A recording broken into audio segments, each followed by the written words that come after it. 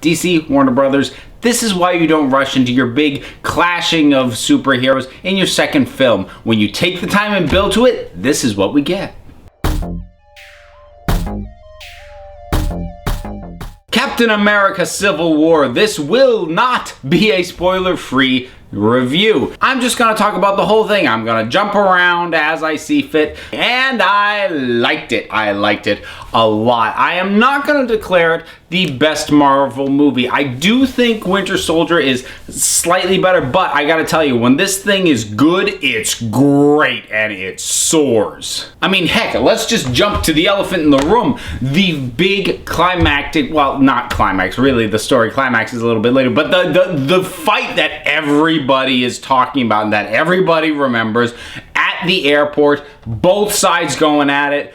Wow, the powers, them using their powers to fight each other, the way their powers get countered by others, the way that two of them working together, their powers complement each other, and it's so much more interesting, and it was fascinating. I mean, I didn't time it. I have no idea how long that scene was. I have a feeling it was pretty long, but I was not bored for a second of it. Because everybody's got their own thing, their own fighting style, their own power set, and just to watch it all get used so well, it's just, it boggles the mind how well put together that is. So let's touch on the new blood who shows up in this. Spider-Man, Tom Holland. I think I'm gonna call it right now my favorite on-screen iteration of Spider-Man, and I did not think that was going to happen. I wasn't thrilled when they cast as young as they did, because I figured that meant they were going to go for the high school awkward thing again. And while I do love the early Spider-Man movies, the Spider-Man 2 especially, Tobey Maguire never really worked for me because he really emphasized that, with that performance, the sad sack Peter Parker, the loser Peter Parker. I never fell in love with loser Peter Parker. The comics had kind of moved past that by the time I really started reading this character. Then we had Andrew Garfield, who was very good when he got to banter with Emma Stone, and he was good when he was in the suit. But when he was Peter Parker, not with Emma Stone, he wasn't great. It didn't quite flow, and they didn't seem to know what to do with him. This Peter Parker, this Spider-Man, I love him. I love his high sort of young energy, how he's just, his head is obviously going really fast, and he's trying to keep up with it, and his mouth goes in, you can tell it's a nervous thing. Like, suddenly his banter, he's not being so cool and snarky. It's like he's nervous and he's got to do something to relieve the tension. He's gonna talk. Cannot wait to see more of him. And we also got our Black Panther. Chadwick Boseman nails this part. Black Panther is a badass, and he's fascinating to watch fight because he does have a really unique fight style with the way that, you know, he doesn't punch, he's clawing at you, and it's just really cat-like in the movements, which is a duh thing because, yeah, Black Panther, it would be cat-like, but they just visually pull that off really, really well. And of course, all the returning characters do really excellent work. Everybody knows their character by now. They all work well with each other, and the movie does a really good job of giving an equal validity to both what Tony is saying and what Steve is saying. Both Iron Man and Cap, they have got a valid viewpoint and a valid reason for the position that they've chosen to take. And the movie doesn't make, well, he's right, he's wrong, which is nice, because in the Civil War comic, Iron Man was really just a dick. In this one, I really feel like you get where he's coming from, and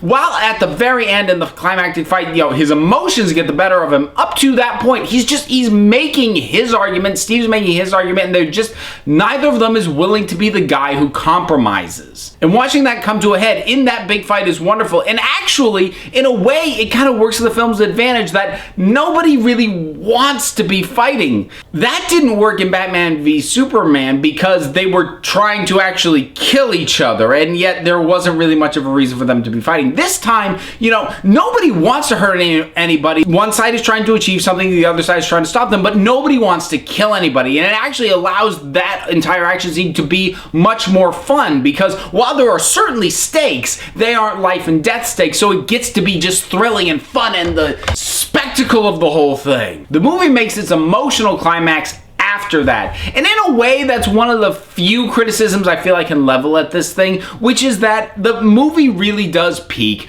with that airport fight. And even as I was watching it, there was a part of my brain that went, the movie cannot possibly top this. It will not be better than this after that. And it wasn't. Now, that's not to say it was bad after that, but that was the big action climax. The emotional climax came after, even though we did still get a good fight at the end. And I also really kind of like the note that the movie ended on, where both sides were like, look, we're not going to reach an agreement on this particular issue, but if something comes up that's bigger than this, you know how to reach me. And you know what? That works. I like it. I think it was the right hopeful note to end on, given that the team basically is decimated and completely split apart at the end. It could have ended on a real down note, and I'm glad they chose to not do that. You know, I'm not going to sit here and keep waxing the car of this movie. It's great. I mean, it really is great from start to finish. There's two other things that I guess I could make slight complaints about. One is a qualified complaint. That's with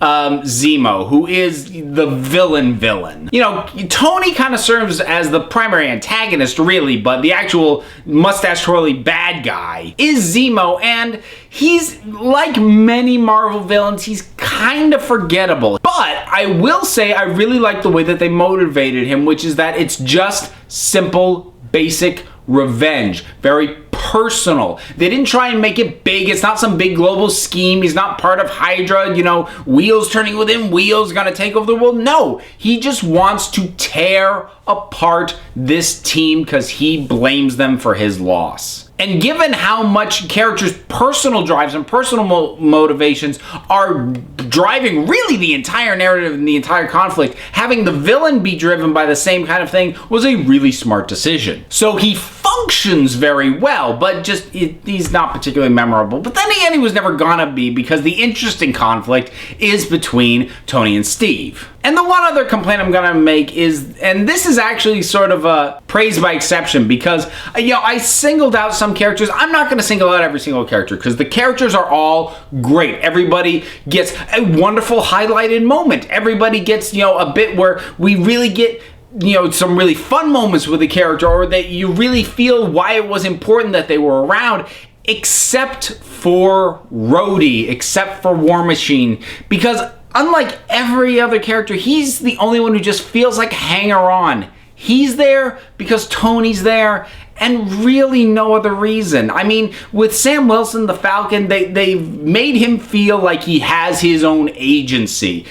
Rhodey's just kind of there. The franchise has never really figured out what to do with him ever since they gave him the War Machine armor. And when he gets clipped by Vision and crashes, that felt kind of forced. I was like, okay. I mean, it doesn't derail the movie, and it's actually a very large praise of the film that for all the characters it's got, that there's really only one of these heroes who gets the short shrift. Considering how many there are, that's a miracle. So that's my thoughts on Captain America Civil War. I'm assuming if you're watching the spoiler review, you've seen it, so what were your thoughts on it? Whatever they were, drop something down in the comments and let's talk about it. Don't forget to like, subscribe, check me out on Twitter at Council of Geeks. Go find the Council of Geeks podcast on iTunes and Stitcher, and until next time, this council is adjourned.